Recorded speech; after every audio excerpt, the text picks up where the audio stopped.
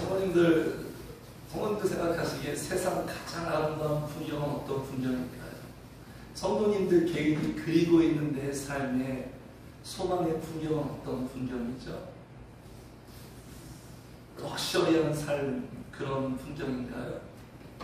보다 나은 환경과 보다 커진 그런 환경 속에서 살아가는 것, 아니면 내 삶의 모든 문제가 하나도 없이 그냥 마음 편하게 살아가는 어떤 그러한 삶들을 꿈꾸면서 소망하고 계시나요? 세상 가장 아름다운 풍경. 자, 오늘 1절을 보니까 참으로 아름다운 풍경이 보입니다. 감격스러워요. 어찌 그리 아름다운지. 자, 우리 1절 한번 같이 읽겠습니다. 시작. 모든 세리와 주인들이 말씀을 들으러 가까이 나오니. 어떻게 보이십니까? 평범하게 보이시나요? 어떻게 보이세요? 일반적으로 보이시나요? 어떻게 보이나요? 정말 은혜로운 장면 아닌가요? 감동스럽기도 하고요. 그렇죠. 왜 그렇죠? 모든 세리와 죄인들이, 그렇죠. 지금 어떤 모습이죠? 말씀을 들으러 가까이 나오니. 이게 세상 가장 아름다운 풍경이에요. 그런 말 하잖아요. 모든 것이 제자리로 돌아오는 게 가장 아름다운 풍경. 우리의 제자리, 하나님 품이에요. 하나님께로 가까이 나오는 이 모습. 그래서 오늘 이 자리에 하나님께로 나와서 지금 예배하며 말씀을 들으러 지금 이 자리에 계신 우리 성도님들의 모습이 가장 아름다운 풍경입니다. 내 삶이 가장 아름다운 명장면이에요. 쑥스럽지만 주변 사람들, 옆에 사람들에게 이렇게 축복합시다. 어찌 그리 아름다우신지요. 시작. 어찌 그리 아름다우신지요. 어찌 하기 쑥스럽죠. 그죠? 성도들 이렇게 자연스럽게 축복해야 돼요. 이렇게 은혜 받으면 유치해져요. 사람이 단순해지고 담백해집니다. 복잡하지 않아요. 계산하지 않아요. 그래서 지금 이 사람들이 지금 세리와 죄인들이 말씀을 들으러 예수님께로 가까이 나오잖아요.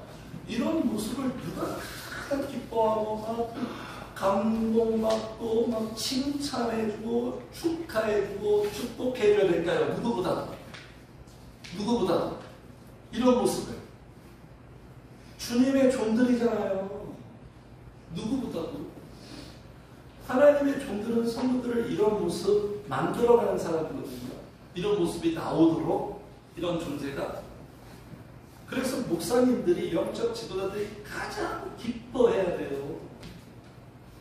막 춤춰야 되거든요. 그런데 오늘 2절에 보니까 그래야 할 이 사람들이 누굽니까? 당시에 신앙의 지도자라고 하는 바리새인과 서기관들의 반응을 보세요. 어찌 그리 아름다운지요. 이래야 되는데, 자, 우리 2절 같이 읽겠습니다. 시작. 바리새인과 서기관들이 수문경을 이르되 이 사람이 죄를 영접하고 음식을 같이 먹는다 하더라. 어떤 반응이에요? 어떤 반응이에요? 부정적인 반응이죠. 그렇죠. 못마땅히 하고 있죠. 지금 아이러니하지 않습니까? 누구보다도 기뻐하고 축하해주고 칭찬해줘야 할 사람들이 이런 반응이 나옵니다. 여기서 수근거려, 이 표현은 몹시도 지금 불만스럽다 그런 뜻이에요. 저러면 안 되는데 지금 문제 제기하고 있잖아요. 지금 바리새인과 서기관들이 수근거려 이르되 이 사람은 누굴까요? 예수님. 이 사람이 도대체 어떤 인간이길래 죄인들을 영접하고 음식을 같이 먹는다? 이 불만인 거예요. 문제 제기한 거예요. 정식으로. 저건 아니다. 음식을 같이 먹는다라는 무슨 의미냐면 같은 부류로 인정했다는 거예요. 근데 사람들이 지금 말하기를 이 예수는 메시아라고 하는데 거룩한 메시아가 죄인들과 같은 동급이 된다? 이들의 어떤 그 종교적인 기준으로는 인정할 수 없는 거예요. 용납이 안 돼. 납득이 안 되는 거예요. 나름대로 근거가 있어요. 나름대로. 어떤 사람의 어떤 반응과 어떤 그 모습이 나온다는 건 자기의 어떤 그 관점과 근거가 있기 때문에 그런 모습이 나오는 거잖아요. 자, 왜 이럴까요? 1절하고 2절하고 왜 이렇게 다를까요? 항상 말씀은 양극화입니다. 극과 극이에요. 특히 복음서는 더 극단적이에요. 중도는 없어요. 제가 금요일날 말씀드렸죠. 신앙생활에 중도는 없어요. 이 세상은 중용의 법칙을 굉장히 탁월하게 생각합니다. 그러나 예수님은 중용적으로 말씀하지 않아요. 극단적으로 올인해라. 모든 걸 다 버리고 나한테 따라와라. 예수님도 그럴 만한 분이잖아요. 그렇죠? 부담스러운 그런 범위이 아니죠. 왜 이렇게 다를까요? 1절하고 2절. 똑같은 인간들인데 인간적으로 볼 때는 2절의 사람들이 더 훌륭한 사람 아닌가요? 성공한 사람들인데 1절의 사람들은 저기 밑바닥 완전히 인생 실패자들, 인간 취급도 받지 않는 자들인데 그런데 이렇게 달라요. 1절은 참으로 아름다운 풍경인데 2절은 너무 이뻐요. 이 사람이 너무 이뻐요. 근데 2절은 너무나 미워요. 하나님 보시기에. 왜 문제 제기를 했을까요, 선생님들은? 문제가 아닌데, 그죠? 우리 결론 알고 있죠? 문제가 아니잖아요. 1절이 이게 원래 1절이 해결이에요. 인간이 이렇게 되면 돼요. 주님께로 나오면 돼요. 말씀을 들으면 돼요. 말씀이 들리면 돼요. 말씀이 정말 내 마음에 꽂히면 돼요. 척척 내 마음에 감기면 돼요. 그런데 왜 그럴까요? 왜 여기서 문제도 아닌데 문제 제기를 할까요? 자, 성도님들, 문제 제기하는 이 사람들 지금 문제 있어요? 없어요? 하나, 둘, 셋. 있죠? 어떤 문제가 있을까요, 그러면? 스스로 한번 이렇게 생각하고 지금 말씀해 보세요. 누가 물으면 어떻게 대답해 줄래요? 네? 왜 이러한 문제가 있을까요? 난 정확해요. 원인은 너무나 자명합니다. 무지에서 그렇죠. 무지. 아이러니예요. 누구보다도 하나님과 율법을 잘 안다고 하는 사람들인데 실상은 헛똑똑이들, 아무것도 몰라요. 전혀 몰라요. 전혀. 근데 자신은 잘 알고 있다고 하죠. 교만한 사람은 어떤 사람이라고 했죠? 교만의 뿌리는 뭐예요? 무지예요. 무지. 무지하니까 교만, 자기 믿음 좋은 줄 알아요. 신앙이 깊은 줄 알아요. 그렇지 않은데 무지하기 때문에 교만한 모습이 나오는 거예요. 무엇을 모를까요, 성도님들? 자기 자신을 몰라요. 자기 자신. 제가 이렇게 표현하죠. 주제 파악을 못합니다. 주제 파악이 안 되는 거예요. 지금 본인들은 지금 2절에 이 사람들을 이렇게 반응이 한다는 것은 이 사람들보다 자기들은 우월하다, 낫다, 괜찮다, 틀림없다라는 그러한 어떤 판단이 있어서 그러니까 자기들은 누구다? 의인이다, 의인. 자기들은 의인인 거예요, 성도님들. 네. 성도님들, 누가 죄인이고 의인일까요? 1절의 사람들이 죄인일까요? 2절의 사람들이 죄인일까요? 누가 죄인이고 의인일까요? 1절의 사람들이 의인이에요. 어떤 사람이냐가 중요하지 않아요. 그가 세리인가, 죄인인가, 바리새인인가, 이게 중요한 게 아니에요. 말씀을 들으러 가까이 나오는 게 중요한 거예요. 이게 의인과 죄인의 기준이에요. 자기들도 역시 죄인인데 의인으로 지금 착각하고 있는 거예요, 성도님들. 누가 죄인인 줄 아십니까? 누가 죄인인 줄 아세요? 나는 죄인이 아니다라고 생각하는 사람이 죄인이에요. 의인들은요, 나는 죄인이야. 나는 아직도 죄악의 속성과 성향이 내 안에 가득 차 있어. 나는 성령님 아니면 나는 못 살아. 이게 바로 의인들이에요. 이게 의인. 그런 속마음을 가지고 살아가요. 그래서 문제 있는 사람들, 항상 제가 말씀드렸죠. 문제 있는 사람들은 자기가 문제 있는지를 몰라요. 희한할 정도로 몰라요. 그러나 문제가 없는 사람들은 자기가 문제 있는지를 알아요. 내가 문제가 있는지를 알아요. 그러니까 해결이 되어져 가는 거예요. 근데 문제 있는 사람들은 자기가 문제 있는지 몰라요. 아무리 옆에서 얘기해줘도 몰라요. 뭐가 쉬었는지. 그래서 성도님들, 불신자보다 더 심각한 사람, 예수님이 제일 미워하고 2절의 사람들이에요. 이건 신앙이 아니고 종교예요. 종교가 제일 무서워요. 이념보다 더 무서운 게 종교예요. 종교를 딱 명분 삼잖아요. 사람 죽여도 이건 하나님의 뜻인 거예요. 종교가 사람을 힘들게 합니다. 종교가 사람 죽여요. 그래서 불신자보다 더 심각한 사람들이 누구냐면 바로 2절에 자기의. 이게 제일 복음서에 보면 예수님이 제일 싫어하는 게 뭐냐면 마귀가 가장 충만한 모습이 뭐냐면 자기의예요. 자기의. 나는 너보다 선해. 나는 너보다 깨끗해. 나는 너보다 기도 많이 해. 나는 너보다 교회 더 열심히 와. 이런 자기의. 자기가 하려고 한, 자기에게 근거를 삼고 있는 것. 그래서 이 사람들은요, 지금 자기가 죄인인데, 죄인인 걸 모르니까 이러한 반응이 나오는 거예요. 또 무엇을 모를까요? 하나님 몰라요. 하나님 모르죠. 하나님 마음도 모르죠. 말씀 몰라요, 말씀. 말씀을 알면 이런 반응이 나올 수 없어요. 은혜도 모르고 신앙도 몰라요, 성도님들. 은혜 받으면 사람들한테 어떻게 반응이 나와야 되죠? 은혜 받으면? 은혜 받으면 이렇게 막 수근거리고 이런 반응 안 나오고요. 이런 반응 나오죠. 나도 옛날에 죄인이어서 나도 너랑 똑같았다. 나도 너랑 똑같았어. 정신 못 차리고 교회만 다니고 그랬어. 그런데 글쎄 하나님이 나를 불쌍히 여기고 하나님이 내게 은혜 주셔서 이렇게 된 것뿐이야. 나는 잘한 거 하나도 없어. 하나님의 은혜 주지 않으면 난 너랑 똑같았을 거야. 너보다 더했지. 은혜 받은 사람들은 이런 반응이 나와야 돼요, 성도님들. 나는 의인이고 너는 죄인이야.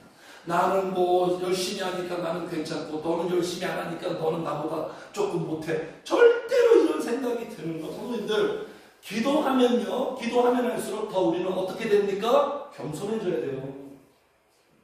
기도하는데 나는 좀 이런 사람이야. 얻기 힘들어하잖아요. 그럼 기도 잘못된 거예요.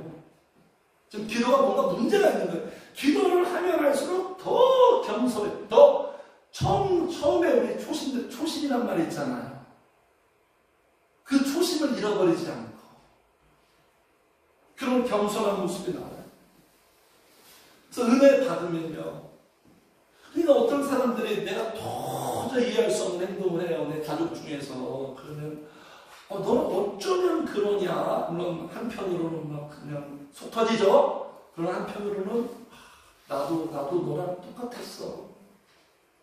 하나님이 은혜 주셨기 때문에 내가 지금 이렇게 된 것뿐이에요. 그래서 바울이 평생 변절되지 않고 끝까지 승리했던 그의 마인드는 뭐죠? 같이 합시다. 나의 나된 것은 하나님의 은혜로 된 것이니. 자기를 부정합니다. 자기에게 근거하지 않아요. 다 하나님의 은혜. 주님께만 영광 돌리고 하나님만 크게 여기고. 그래서 성도님들 보세요. 지금 문제제기가 뭐죠? 이 사람이 죄인을 영접하고 음식을 같이 먹는다. 이거 복음 아니에요? 이게 복음이잖아요. 하나님은, 예수님은 죄인들을 사랑하고 죄인들을 영접해주고 그들과 함께하는 거, 이게 복음이고 구약에 그렇게 말하는데 말씀 지금 모르는 거예요. 말씀을 그토록 목숨 걸고 연구하는데 뭘 배우는지 모르겠네요. 성령님이 역사하지 않으면 내가 아무리 연구해도 그 말씀의 참뜻을 알 수가 없죠. 네? 그래서 예수님 이렇게 말씀하시죠. 마태복음에 가는데, 자, 같이 읽어요. 시작. 너희는 가서 내가 긍휼을 원하고 세상을 원하지 아니하노라 하신 뜻이 무엇인지 배우라. 나는 의인을 부르러 온 것이 아니요 죄인을 부르러 왔노라 하시니라. 이게 다 이 구약의 내용이 구약. 호세아. 이 뜻을 모른다는 거예요. 근데 지금 자기들은 전문가잖아요. 박사님들이거든요. 구약 박사님들. 근데 몰라요. 신앙생활은 지식으로 하는 거 아닙니다. 신앙생활은 절대로 지식으로 하는 게 아니에요. 그래서 우리 주님이 누구를 부르러 왔다? 의인을 부르러 온 것이 아니요 죄인을 부르러 왔는데, 나는 지금 메시아 하나님의 역할을 충실히 하고 있는데 지금 이 바리새인과 서기관들은 전혀 모르잖아요. 주님과 지금 다른 길로 지금 가고 있잖아요. 그래서 제가 늘 말씀드린다. 같이 합시다. 이해를 못하면 오해한다. 이해를 못하면 반작용으로 오해해요. 그래서 사도 바울이 가슴을 찢으며 피눈물을 흘리면서 유대인들한테 이렇게 딱 진단합니다. 내가 증언한 우리 사도 바울의 그 메시지예요. 그들이 하나님께 열심은 있으나 열심은 좀 따라올 사람 없어요. 이단들도 열심히 있잖아요. 열심히 그 사람의 판단 기준 아니에요.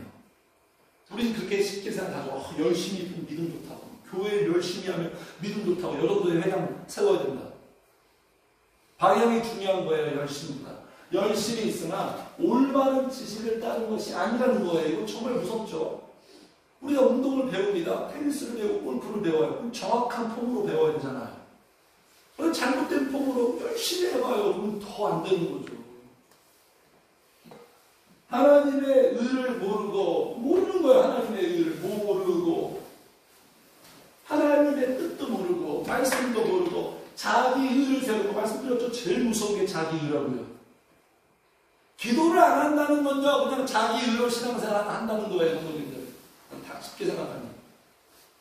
자기 의를 세우려고 힘써 하나님의 의에 복종하지 않은 이런 아이러니가 어디 있어요. 자기들은 하나님께 복종하려고 열심히 하는데 그 열심히 하나님께 더 방해가 되고 있어요. 얼마나 속 터집니까? 안 믿는 불신자보다 더 무서운 거예요, 이게. 이런 성도들이 우리 교회 많아요. 뭐 이상한 다른 나라 사람들이 아니라 오늘날 곳곳에 교회 얼마나 많은지 보세요. 직분자들도 많고요. 목사님도 있고요. 장로님도 있고요. 많아요, 이런 분들이.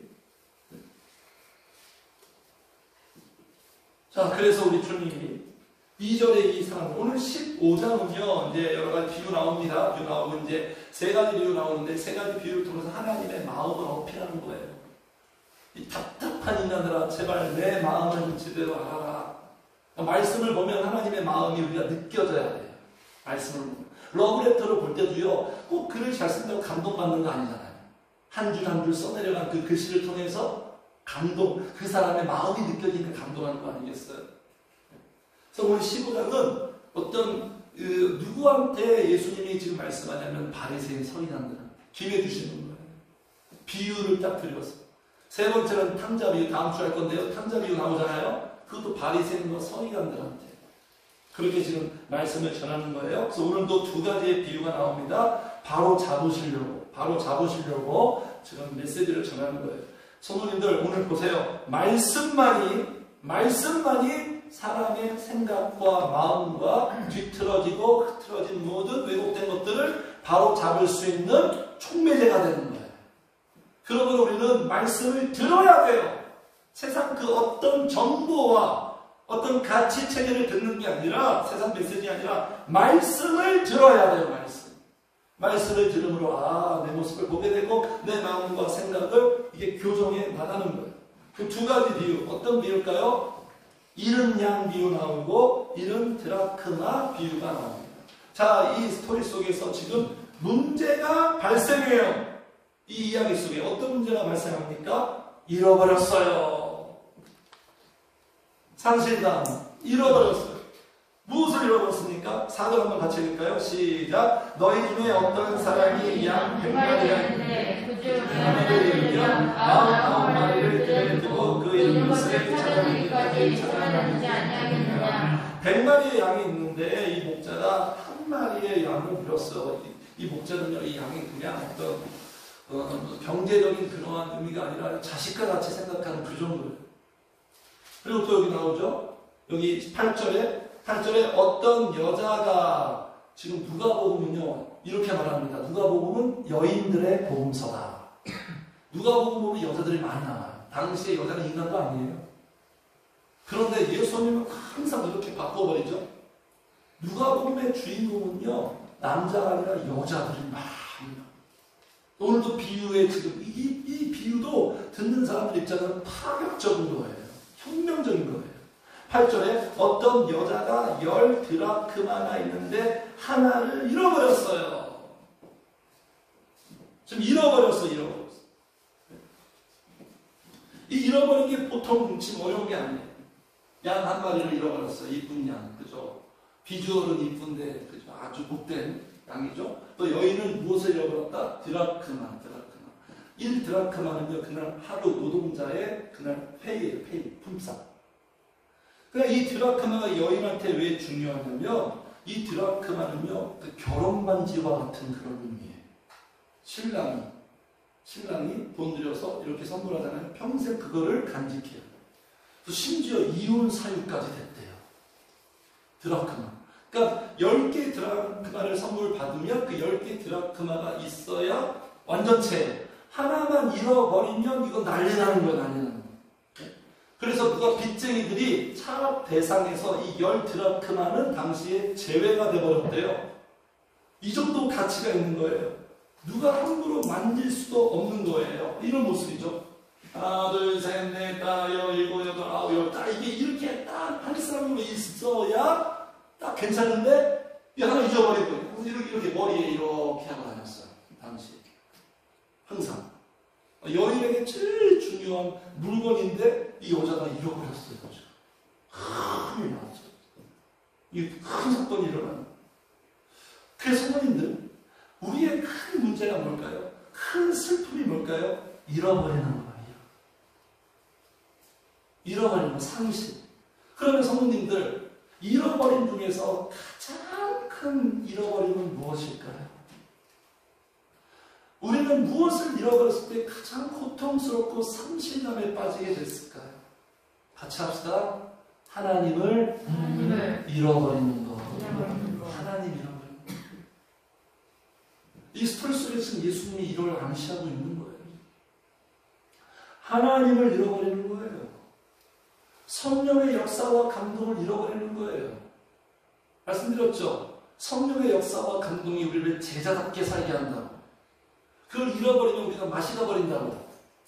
제자로서 살지 못할 때 우리는 아주 볼품없고 가치 없는 바닥으로 떨어진다고. 성령의 역사를 늘 내가 간직해야 돼요. 그거 잃어버렸을 때 맛을 가요. 신앙을 잃어버렸을 때. 이 신앙이 우리를 살게 하거든요.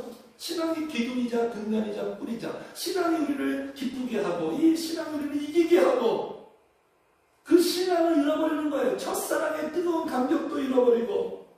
근데 예전에는 기도를 했었는데 내가 정말 왕년에는 기도 정말 하는 사람이었는데 기도 생활을 잃어버렸어요.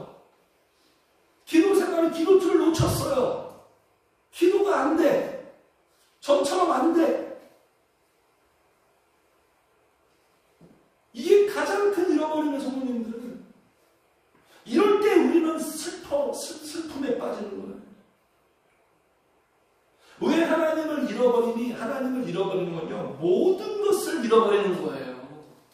내 신앙 잃어버리면 모든 것을 잃어버리는 거예요. 내 기도생활 잃어버리면 모든 것을 잃어버리게 되는 거예요. 정말 그럴걸요? 기도생활 잃어버리면 하나씩 빼앗길걸요? 마이너스 되는 자신을 보게 될걸요? 기도생활을 하면 조금씩 마이너스에서 플러스로 되는 것들을 채워져가는 것을 느낄걸요? 그래서 성도님들, 하나님을 잃어버리면 그냥 내 인생의 총체적인 부실이 되는 거예요. 총체적인 난관에 빠지는 거예요. 하나님을 잃어버리면 길을 잃어버리는 거예요. 우리가 우리의 앞길을 알아서 우리가 뭐 그렇게 찾아갑니까? 아니에요. 우리는 양이에요. 목자 뒤에서 따라가는 거예요. 우리의 길은 그분만, 한 분만 알아요. 그분만이 가이드예요. 내가 길이요. 이스라엘 백성들은 출애굽 이후에 길을 몰랐어요. 하나님께서 구름기둥, 불기둥으로 인도했잖아요. 하나님 잃어버리잖아요. 하나님 놓쳐버리는 거예요. 하나님 시야에서 사라지는 거예요. 길을 잃어버리는 거예요. 가끔 우리가 뭐 저렇게 운전하잖아요. 내비게이션 뭐 이게 안 보고 길을 찾아갈 때 저 앞에 가시는 우리 조차들 지사님은 따라갑니다. 저는 그 차만 따라가는 거예요. 그러면 목적지까지 가는 거예요. 근데 그 차를 놓쳤다. 그럼 길을 잃어버리는 거죠. 방황하는 거죠. 헤매는 거죠. 길을 잃어버려요, 성도님들. 행복 잃어버립니다. 하나님 때문에 행복한 거예요. 다른 건 하나도 없어요. 정확하게 알고 계셔야 됩니다. 같이 합시다. 나는 하나님 때문에 행복하다. 하나님 때문에 행복한 거예요. 근데 그 하나님의 행복은 어떤 행복이죠? 세상적인 조건이 충족되지 않아도 행복할 수 있는 기적. 그래야 진짜 여러분 행복이지. 어떤 조건이 있으면 행복하고 조건이 없으면 행복하지. 그게 무슨 하나님이에요? 충분히 할 수 있죠, 인간적으로. 하나님이 내 안에 충만하니까 그게 바로 행복이에요. 행복은 뭐냐면 영과 영이 만나는 느낌, 이게 행복이에요. 영과 영이 접촉하고 소통하고 함께하는 느낌, 그런 감정, 그게 바로 행복이에요. 행복. 그래서 지금 오늘 1절에 말씀을 들으러 가까이 나오는 자, 시편에 나가죠. 하나님을 가까이 하면 내게 복이다. 그죠? 말씀을 들으러 가까이가 복이에요. 하나님과의 거리감이 행복과 불행을 좌우합니다. 내 육체만 가까이 하는 게 아니죠. 내 마음이 주를 가까이, 친밀한 관계. 시편에 말해요. 하나님과 친밀해지면 하나님 자신을 그에게 보이시리로다, 이렇게 약속했어요. 하나님 가까이 하며 주님 은혜 받으려고 하는 자에게 하나님 자신을 나타내줘요. 그 나타내주심을 만나면 내 마음은 정말로 행복을 맛보는 거죠. 하나님을 잃어버리면 그냥 우리가 제자다운 삶을 잃어버리고, 하나님을 잃어버리면 능력도 잃어버리고. 그렇죠. 우리가 무슨 힘이 있어요? 경제력으로 살아가는 거예요, 성도님들? 지식의 능력으로 살아갑니까? 무슨 힘으로 살아갑니까? 우리가 나의 힘이 되신 여호와요. 그렇죠. 성령으로부터 그 능력으로 우리가 힘있게 살아가는 거죠. 승리할 수 있는 거죠. 하나님 잃어버리면 사명도 잃어버려요. 내 인생의 목적 다 잃어버려요. 의미 다 잃어버려요. 그래서 예수님 십자가에 죽은 다음에 제자들이 어떤 모습이죠? 우리 물고기나 잡으러 가잖아요. 물고기나 잡으러 가려고 예수님이 제자들을 불렀나요? 그렇지 않죠? 사람을 낳는 업으로 예루살렘과 온 유대와 사마리아와 땅끝까지 이르러 내 증인으로 불렀는데 예수님 잃어버리니까 물고기나 잡으러 가자. 먹고 사는 일만 생각하는 거, 먹고 사는 일만. 하나님을 잃어버리면 온통 내 머릿속에, 생각 속에 먹고 사는 일, 현실적인 생각, 온갖 고민, 온갖 문제들, 그것만 꽉 차서 사는 거예요. 그렇게 살 때 얼마나 힘듭니까, 마음이. 스트레스 연속이죠. 그래서 성도님들 하나님을 딱 잃어버리잖아요. 그러면 반작용이 일어나서 하나님 아닌 것에서 찾으려고 하고 또 맛보려고 해요. 점점 더 악순환이죠. 그렇게 살아갈 때 방황하게 되고, 그 전도서 기자는 이렇게 말하죠. 바람을 잡는 수고라고. 하나님 아닌 것에서, 다른 것에서 찾으려고 하는 모든 수고는 바람을 잡는 수고다. 그래서 이 스토리를 통해서 첫 번째, 하나님을 잃어버리면 다 잃어버려. 큰 슬픔이, 이게 제일 심각한 문제예요. 그래서 우리는 이 예배 시간에 교회에 와서 무엇을 찾아야 됩니까? 잃어버린 하나님을 찾아야 돼요. 잃어버린 그 내 신앙의 전성기를 찾아야 돼요. 첫사랑의 감격을 찾아야 돼요. 내 기도의 감각을 찾아야 돼요. 찾는 시간이에요. 교회는 보물섬이에요. 보물섬. 보물을 찾는 시간이에요. 찾는 시간. 그래서 주님 말씀하셨죠. 구하고 찾아라. 찾아라. 그리하면 찾으리니. 회복의 시간이에요. 교회는 힐링의 시간, 회복되는 시간. 그래서 첫 번째, 하나님을 잃어버리면 모든 것을 잃어버린다. 자, 그래서 본문에서 잃어버렸어요. 이 목자가 잃어버리고, 우리 여자가 10개의 드라크마 잃어버렸어요. 자, 잃어버리면 지금 어떤 모습입니까? 성도님 잃어버리면 어떻게 해야 되죠? 같이 합시다. 꼭 반드시 되찾아야 한다. 반드시 찾아야 돼요. 반드시. 오늘 목자 보세요. 목자 여기 4절 다시 한번 읽겠습니다. 시작. 너희 중에 어떤 사람이 양 100마리가 있는데 그 중에 하나를 잃으면 99마리를 들에 두고 그 잃은 것을 찾아내기까지 찾아다니지 아니하겠느냐. 어떻게 말하고 있죠? 찾을 때까지 찾는다는 거예요. 그럼 이렇게 생각할 수 있죠. 엉뚱하게. 그러면 99마리의 양은 누가 지켜? 당시에 이제 보조 목자가 지키는 거예요. 보조 목자. 찾을 때까지 찾아야 되는 거예요. 포기하지 않는다는 거예요. 성도님들, 여기에 지금 이 목자랑 그리고 이 여인은 누구를 지금 가리킬까요? 우리를 찾으시는 하나님 아버지를 묘사하고 있는 거예요. 지금 이 목자랑 여인이 포기하지 않았어요. 중단하지 않았어요.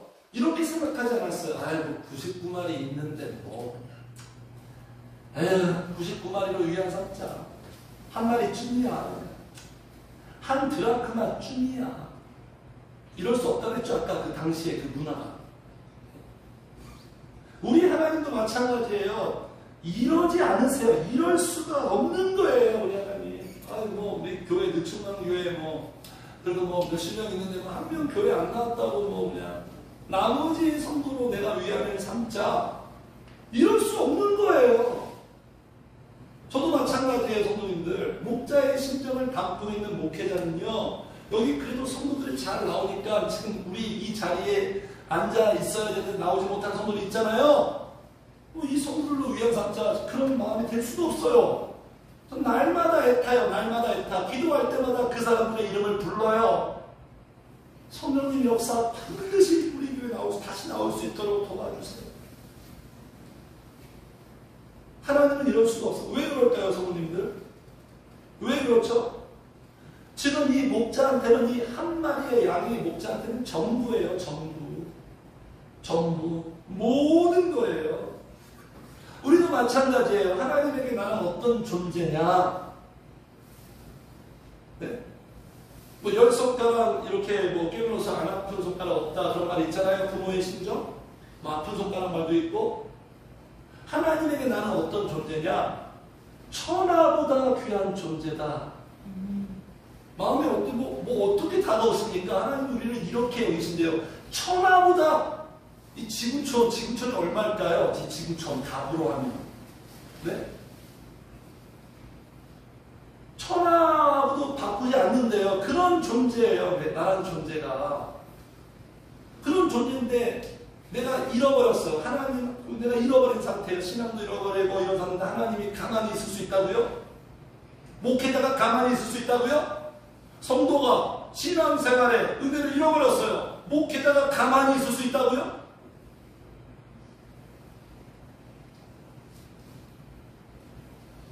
우리 가장 소중한 존재는 어떤 존재일까요? 건강 우리에게 소중하죠? 재산 소중하죠? 지갑 잃어버리면 찾고 카드 잃어버리면 찾죠? 근데 사람에게 가장 소중한 존재는 아마 자녀 아니니까 자녀? 부모 되신 성도들 다 아시죠? 공감하시죠? 자녀 잃어버려가요. 어떻게 우리가 될까요? 자녀 잃어버리면. 저는 예전에 예주를 한 10분인가 15분인가 이게 연락이 안 되니까 진짜 새로운 경험을 했어요. 그 어떤 머리랑 이 마음이랑 그 영화도 나오잖아요. 이 영화의 주인공이 뭐예요? 보셨습니까? 테이크? 딸이 지금 납치되잖아요. 그죠? 이 아빠 인정사를 안 보면 다 때려 부시잖아요. 그냥 도시 전체를. 그냥 딸을 되찾고자 하는 그 어떤 심정. 이 영화도 마찬가지예요. 아들이 유괴당했어요. 그 아들을 찾고자 하는 그 엄마. 이런 영화 보면 부모들은 막 가까이 이태원 참사나 세월호 그런 거 보면 부모 남의 일처럼 다가오지 않죠? 감정 이용이 너무 잘 되죠? 자녀를 잃어버렸을 때, 실종자들 보세요. 이거 보세요. 자녀를 잃어버린 부모들은요, 생활이 안 돼요. 그때부터 그냥 폐인의 모드로 들어가는 거예요. 아무것도 못해. 아무것도. 밥을 먹을 수 있을까요? 그한테 세계 일주를 시켜줘요. 세계에서 제일 좋은 초호화 저택에 살게 해요. 앞으로 먹고 살기 걱정하는 모든 경제적인 비용을 다 대줘도 그 마음이 온전히 행복할 수 있을까요? 자녀를 잃어버린 부모가 잠을 자도 잠을 올까요? 자녀를 잃어버린 부모의 애통이 살 수가 없잖아요. 지옥이잖아요. 제가 인터뷰를 들었어요. 잃어버려서 시간이 지나면 조금 잊혀질까 했는데 전혀 그렇지 않대. 날마다 새롭대요. 날마다. 그러면서 이렇게 얘기해요. 내가 죽어야 끝이 나겠구나. 내가 죽어야 이 고통에서 끝이 나겠구나.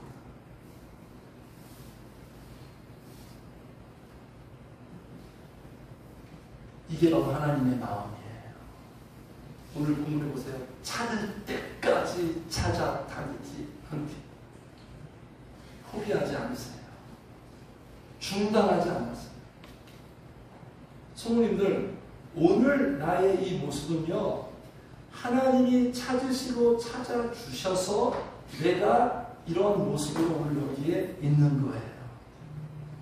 하나님이 찾아주신 결과예요. 하나님의 진정 때문에, 포기하지 않고 중단하지 않는 하나님의 진정 때문에 오늘 내가 여기에 있는 거예요. 예수님이 이 땅에 왜 오셨습니까? 예수님의 사명은 뭐예요? 잃어버린 것을 찾으러 오신 거예요. 잃어버린 것을. 그래서 주님이 이 땅에 오셨고, 공생의 사람들, 만나주신 사람들 다 누구죠? 잃어버린 사람들이에요. 다 찾으러 다니시는 거예요. 십자가에서 그 찾으심의 절정이 나타나죠. 부활 이후에도 제자들 찾아갔잖아요. 먼저 찾아갔잖아요. 부활 이후에 먼저 베드로 찾아가고, 그때 제자들의 모습도 그런 모습이죠. 예수님 잃어버리니까 모든 거 다 잃어버리고 그냥 그런 상태가 되는 거예요.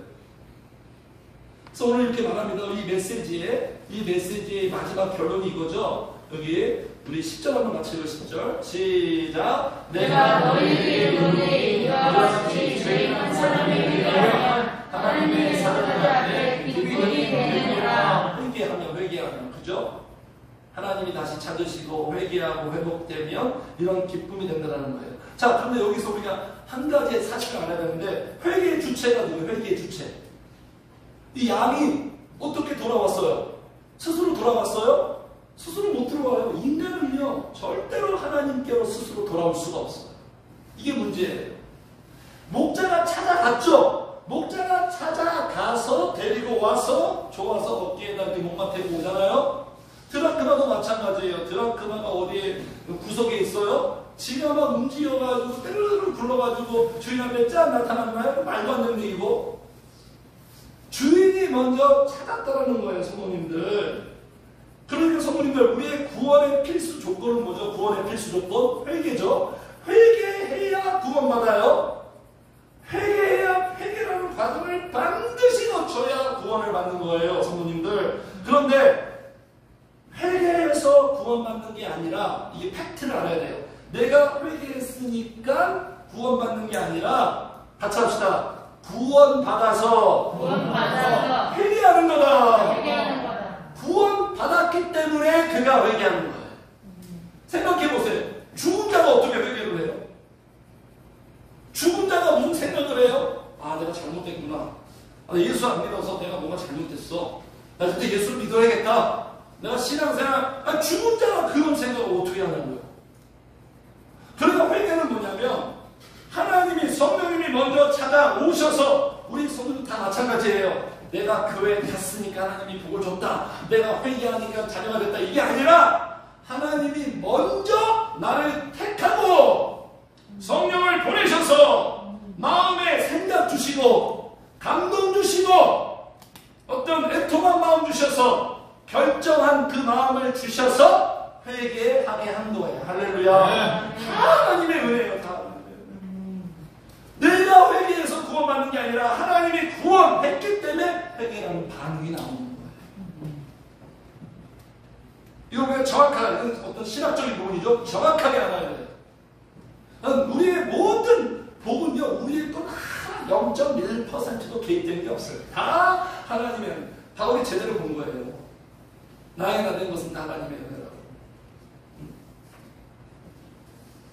그래서 우리가 언제 예수를 믿었는가? 바울이 이렇게 얘기하죠. 언제 예수 믿었어요? 내가 예수 믿었다는 건 그렇게 생각할 수 있죠. 내가 언제, 저 같은 경우에는 92년도에 9월 달에 그때 이제 제대로 믿었다고 생각하거든요. 그럼 저는 그때 믿은 게 아니에요.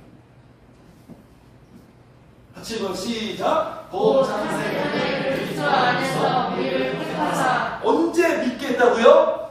창세 전에, 세상 만들기 전에, 세상 만들기 전에 그때 우리를 하나님이 택했다는 건 놀라운 거예요. 나의 그 지각으로는 다 이걸 이해할 수 없어. 먼저 택하사 자기의 아들들이 되고, 창세전부터 우리 이태규를 딱 내 자녀로 택했다 딱 정해놓고 어떤 시기에 어떤 상황에 그가 회개를 한 것 뿐이에요. 그 회개를 해서 자녀가 된 게 아니라 하나님께서 이렇게 하십니다. 그래서 하나님이 이렇게 찾아오셨기 때문에 오늘 우리가 여기에 있는 거예요. 얼마나 감사합니까? 얼마나 감사합니까? 그래서 해결이 뭐죠? 해결?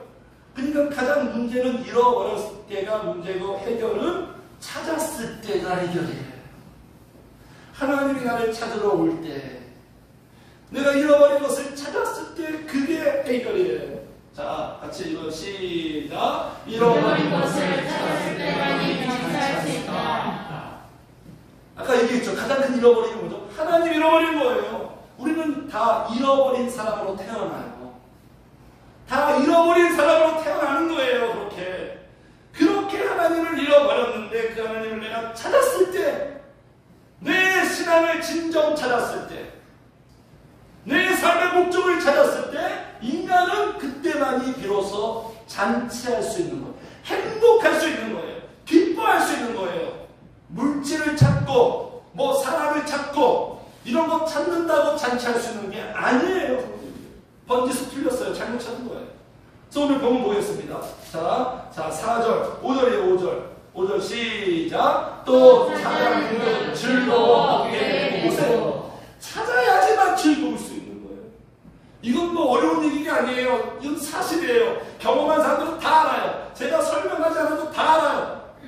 언제 내가 제일 행복하고 언제 즐겁고 기뻤던가, 주님 다시 만나고 주님 찾고 진짜 내 신앙을 찾고 했을 때, 그때 내 영혼이 가장 행복하고 기쁘고 잔치하고 춤출 수 있는 거예요. 찾아낸 즉 그 다음에 단어 즐거워. 찾아내기 전까지는 이 즐거움을 절대로 맛볼 수 없어요. 어깨에 메고 집에 와서 이 잔치를 누리잖아요. 우리 인간적으로 그렇잖아요. 건강 되찾고, 자녀 되찾고, 내 명예 회복 되찾고, 광복절날 이렇게 나라 잃어버린 주권 되찾고, 또 운동선수가 이렇게 챔피언 벨트를 되찾아왔을 때 웃을 수 있고 잔치할 수 있는 거잖아요. 내 잃어버린 신앙, 내 영적인 회복 찾을 때만이 우리는 기뻐할 수 있는 거예요. 이 회복은 기쁨 2배잖아요. 기쁨 2배. 그런데 이렇게 찾으면요, 여기 6절 같이 읽어요. 시작. 집에 와서 그 법과 이웃을 불러보고 말하되 나와 함께 즐기자. 나의 잃은 양을 찾아내노라. 보세요. 집에 딱 왔어요. 집에 와서 너무 기쁘고 즐거운 거예요. 집에 와서 그 법과 이웃을 불러 모으고 말하되 나와 함께 즐기자. 찾으면요, 나만 잔치하는 게 아니라 같이 합시다. 모두가 기뻐하며 잔치한다. 보세요. 집에서 함께. 그래서 공동체, 가정도 그렇고요, 교회도 그렇고요, 인간관계도 그렇고, 공동체의 기쁨은 영적인 회복만이 그 기쁨을 가져가죠. 영적인 회복. 함께. 그래서 교회는 이 함께 즐기는 것이 교회예요. 우리 다 잃어버린 사람들이잖아요. 주님이 나를 찾아주셔서 이 감격과 이 희열을 함께 즐거워하고 즐기는 게 바로 교회고 예배. 하나님에게 있어서는 아까 말씀드렸죠. 99마리가 완전체가 아니라 완전수가 뭐죠? 100이에요. 100이 완전수잖아요. 그죠? 근데 99 99로는 이게 완전할 수 없고 플러스 1이 딱 돼야 완전체가 되는 거예요. 그러니까 나만 지금 신앙생활 잘한다고 진짜 물론 잔치할 수 있죠. 그런데 완전한 정말로 그 복된 그 기쁨을 누릴 수 없어요. 성도님들, 잃어버린 내 가족들, 잃어버린 내 자녀들, 그들이 또 한 사람의 플러스 1이 돼야지만 우리는 진짜 기쁨을 충만하게 누릴 수 있다는 겁니다. 같이 합시다. 신앙이 하나가 되어야 잔치할 수 있다. 남편이 아무리 돈 많이 벌고 아내가 아무리 사랑스러워도 신앙으로 하나 안 되면 잔치 못해요. 이게 하나님 나라의 법칙이에요. 이게 문제 물고 물고 막 내야 돼요. 지폭기처럼 기도해야 돼요. 이거 기도하라고 나를 먼저 부르시고 나를 먼저 믿게 하시고 은혜 주신 거예요. 너는 너고 나는 나다? 이거는 아니죠. 그럴 수 없죠. 이게 우리의 사명인데. 그래서 어떻게 우리가 이렇게 찾게 되는가? 하나님의 은혜를 찾죠. 주님 말씀하셨죠. 구하고 찾고 두드리면 찾게 되리라. 하나님 찾으면, 기도하면 하나님이 찾아주세요. 기도하면 반드시 찾게 돼요. 그래서 내가 누군가를 찾게 도와주는 사람이 되게 되어 있어요. 저도요, 잃어버린 게 많아요. 잃어버린 게 많은데 기도해서 하나님이 다 되찾게 해주셨어요. 기도가 놀라운 것을 제가 알아요. 다윗도 마찬가지예요.